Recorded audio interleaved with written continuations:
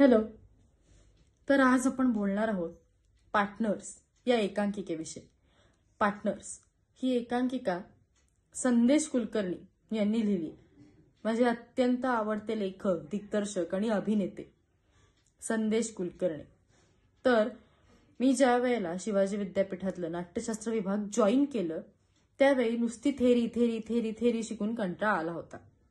मग सरांना म्हटलं की सर आपण काहीतरी प्रोडक्शन करूया. मग सर म्हटले ठीक आहे, मी स्क्रिप्ट शोधतो. आणि 1-2-3 दिवसांनी सर आमच्याकडे स्क्रिप्ट घेऊन आले आणि ती होती पार्टनर्स. मग मी म्हटलं चला आता आपण सुरू करू. तर सर म्हटले थांब, सगळ्यात पहिला तुझ्या स्वभावाच्या विरुद्ध असलेली भूमिका मी तुला देतो आणि ती चॅलेंज म्हणून स्वीकारलीस आणि ती केलीस तर मी तुला मानेन. म्हटलं ठीक आहे. सुरुवातीला मी ती वाचायला घेतली. वाचल्यानंतर असं झालं की अरे ही तर माझ्या स्वभावाच्या पूर्ण विरोधात असलेली भूमिका आहे. मग लक्षात आलं की हेच तर चॅलेंज आहे आणि हेच तर स्वीकारायचं आहे.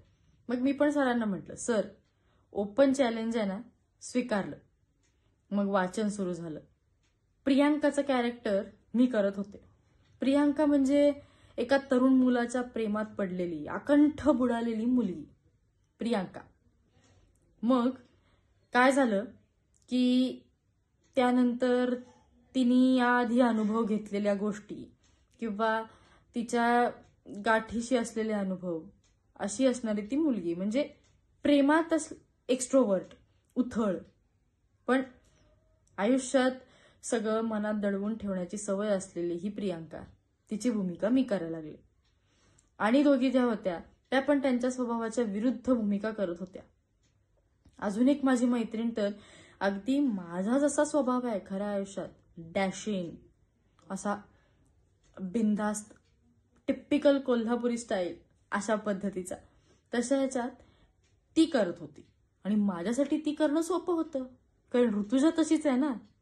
पण म्हटलं नाही, आपण प्रियांकाच करायचं, ऋतुजा नाही किंवा माधवी नाही. माधवी इन द सेन्स त्यातलं कॅरेक्टर. मग म्हटलं प्रियांका. मग वाचन सुरू केलं. मग तिचा अभ्यास केला. अभ्यास म्हणजे तिचे प्रश्न उत्तर असतात असं नाही. तिचं वय काय असेल, ती कशी बोलत असेल, मग प्रेमात पडली मग ती कशी रिॲक्ट होत असेल, अशा सगळ्या गोष्टी सुरू केल्या.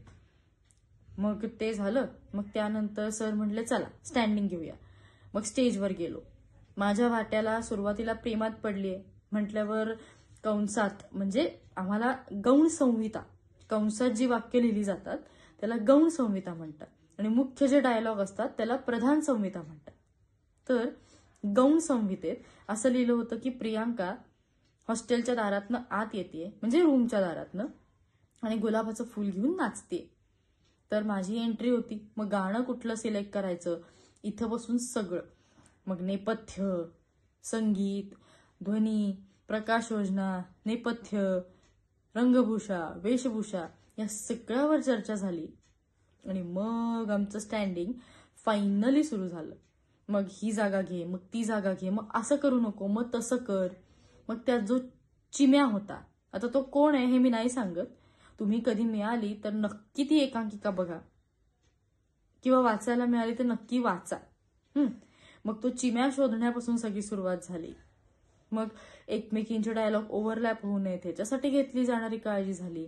मग कधी कधी कॉस्ट्युम ट्रायल झाली, कधी कधी नेपथ्य लावून तयारी झाली. कारण जेव्हा आपण सेट लावतो त्यावेळी आपल्याला वावरण्याची सवय होते आणि असं म्हणतात की प्रयोगाच्या आधी सेटवर वावरलं तर आपण पडत नाही. आणि सेम आम्ही तेच केलं की जेणेकरून त्या दिवशी धडपडा पडी जे काय असतं, धडपड पडापडी, थोडक्यात तो शब्द मी एकत्र केला, धडपडा पडी माझ्या स्वभावाप्रमाणे. पण डोंट वरी, तुम्हाला लक्षात आलं ना, धडपड हा जो शब्द माझ्या स्वभावात आहे किंवा माझ्या स्वभावाच्या गुणात आहे तो एकत्र करून अतिउत्साहाच्या भरात बोलला गेला. असू दे. मग धडपड होऊ नये याच्यासाठी घेतलेले प्रयत्न होते. मग एक छोटासा डान्स बसला. ती अगदी बिनधास्त येते, गुलाबाचं फूल घेऊन सवास वगैरे घेते, त्या चिम्याला ते दाखवते आणि मग डान्स करते आणि तिथनं पुढे एकांकिका सुरू होते. विषय काय, आशय काय, आत्ता मी सगळं सांगितलं तर तुम्हाला वाचायला किंवा बघायला मजा येणार नाही, पण तुम्ही बघा. पण माझ्यासाठी हा रोल खरंच चॅलेंजिंग होता. विकास सर आणि त्यांच्याबरोबर आमच्या डिपार्टमेंटचे युवराज सर सुद्धा त्यांनी खूप मदत केली. त्यांनी सांगितलं की ही मुवमेंट अशी नको, तशी घेऊन बघ. मग तशी घेऊन बघितली. मग वा, छान जमलं की. मग ज्यावेळी प्रयोग करायचा त्याच्या आदल्या दिवशी अगदी रंगीत तालीम, म्हणजे कपडे, नेपथ्य, लाईट्स, रंगभूषा सगळं करून सगळ्या डिपार्टमेंटला एकत्र बोलवून तिथं बसायला लावून अनाउन्समेंट, कर्टन कॉल सगळ्या गोष्टी करत अख्खीच्या अख्खी रंगीत तालीम केली. मग त्यातल्या काही उणीवा आहेत का त्या आमच्या सरांनी लिहून काढल्या, काही त्रुटी जाणवत आहेत का त्या लिहून काढल्या. आणि फायनली आमची रंगीत तालीम झाली. पण किती वाजता संपली? 9 वाजले घरी जायला. म्हणजे आम्ही सकाळी डिपार्टमेंटला आलो होता 11 वाजता, संध्याकाळी गेलो 9 वाजता. पण कधीही असं वाटलं नाही कुठल्याच नाटकाच्या आधी की अरे 9 वाजले, अरे 5 वाजले, आता जायला पाहिजे, असं कधीच वाटलं नाही. नाटकाने इतकं जवळ बांधून ठेवलंय ना की नाटकापासून लांब जायची कल्पनाही करवत नाही. फक्त नाटक आणि नाटक. नाटक हा प्राण आहे माझा आणि नाटक हा श्वास आहे माझा. म्हणूनच एकांकिका, स्केट, नाटक किंवा दीर्घांक अशा गोष्टी करायला मला प्रचंड आवडतं. पथनाट्य तर विचारूच नका. पथनाट्य म्हणजे ज्याला आपण सडक नाट्य म्हणतो, त्याच्याबद्दल मी कधीतरी एकदा खास बोलणार आहे. पण पार्टनर्सचा अनुभव खरंच उत्कृष्ट होता. शाहू कर्णकच्या स्पर्धेत उतरलो. त्या स्पर्धेत केशवराव भोसले नाट्यगृहावरती तो प्रयोग साजरा केला. आम्ही साजराच करतो. आम्ही सादर करत नाही, आम्ही साजरा करतो. कारण आम्हाला जेव्हा रंगमंच मिळतो तेव्हा आमच्यासाठी तो एक सण असतो आणि त्या रंगमंचावर गेल्यावर आमच्या हातून घडणारी कलाकृती ही आम्ही साजरी करतो. त्यामुळे आम्ही तो प्रयोग रंगमंचावर साजरा केला आणि काय आनंद मिळवला. फक्त प्रयोग करणं म्हणजे नंबर मिळवणं किंवा बक्षीस मिळवणं असं नसतं. त्या ह्यानी प्रत्येक जण उतरायला लागला तर फक्त स्पर्धाच राहील. प्रयोग हा प्रत्येक वेळी नवीन असतो, म्हणून त्याला प्रयोग म्हणतात. त्यामुळे तो प्रयोग केला आणि केवळ आनंदासाठी केला. नंतर बक्षिसं वगैरे मिळाली, पण त्याबद्दल स्वतःचं फार कौतुक करणार नाहीये मी. पण पार्टनर्स हे यशस्वी झालेलं आणि माझ्या अत्यंत आवडतं जवळचं नाटक म्हणण्यापेक्षा एकांकिका संदेश कुलकर्णींनी लिहिलेली. मग त्यानंतर संदेश कुलकर्णींना एकदा फोन करून धन्यवाद म्हटलं, कारण लेखकाची परमिशन हवी होती ना. लेखकाच्या परवानगीशिवाय काहीच होत नाही. मग एकदा त्यांना मी मेसेज टाकला होता, तर त्यांनी मेसेजवरती मला परवानगी पत्र दिलं. ते म्हटले करा. मग त्यांना मध्यंतरी आमच्या सरांनी फोन केला होता, कारण शाहू करंडकच्या स्पर्धेत आणि कामगार महिला स्पर्धेत मला वैयक्तिक अभिनयाचं पारितोषिक मिळालं होतं, म्हणून ते सांगायला संदेश कुलकर्णींना फोन केला. तर त्यांनी अभिनंदन सांगितलं, परत त्याचबरोबर त्यांचं परवानगी पत्र दिलं होतं.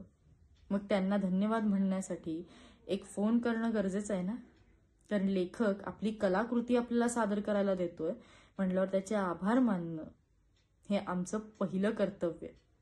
म्हणून त्यांना फोन केला आणि त्यांनी अगदी खूप छान सहकार्य केलं. त्याबद्दल संदेश कुलकर्णी सरांचे मनापासून आभार. बाकी काय, बाकी प्रयोग दणक्यात साजरा केला. ओके, सो भेटू पुन्हा नवीन विषयासह. तोपर्यंत बाय बाय.